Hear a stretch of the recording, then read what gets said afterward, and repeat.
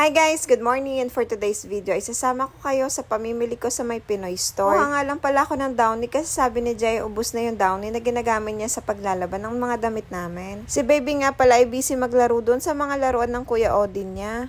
Kumuha nga lang pala ako ng kaunting delata, 3 corned beef, tapos 2 Hokkaido, tapos yung yung tuna, century tuna. Minsan kasi kapag madali ang luto, ayan na lang yung mga niluluto ko. Tapos yung almusal naman, corned beef, yan yung mga gusto ni baby at ni Jay. At sobrang swerte nga kami at may malapit talaga na Pinoy store dito sa bahay namin. Hindi na hassle na magbabiyahe pa. Tapos bumili nga din pala ako ng mga i-snack ni baby. Pero kadalasan yung snack na gusto niya ay mga prutas, apple, grapes, mga ganon.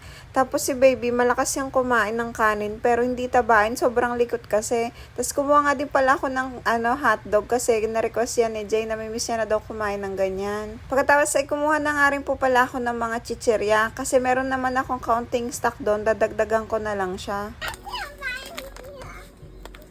Is that mommy? Mine? Yeah, it's yours, but don't eat now. We need to pay it first. Put in the basket first. Sorry. Nagtitingin pa nga ako kung ano ba mga chichirya yung gusto ko. Tapos nag-iisip ako kung magluluto pa ako ng spaghetti. Kasi minsan, kapag kinabukasan day off ni Jay, nanonood kami ng mga movie sa Netflix. Kaya kailangan may nakukut-kut kaming 3.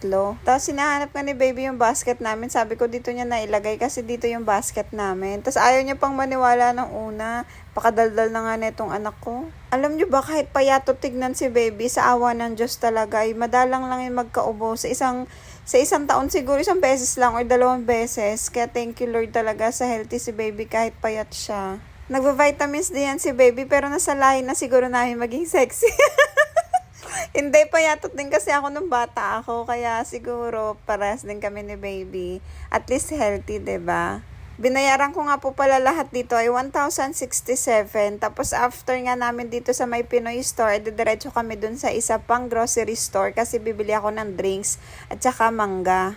Tapos bumili nga din pala ako niyang pizza na maliit kasi lulutuin ko para sa merienda nila ang 2. At himala nga, nagustuhan din talaga ni baby yung pizza na yun. Ito na nga pala yung bagong favorite namin dito na drink sa Taiwan, yung kundol. Napakasarap niyan, para siyang gulaman sa atin.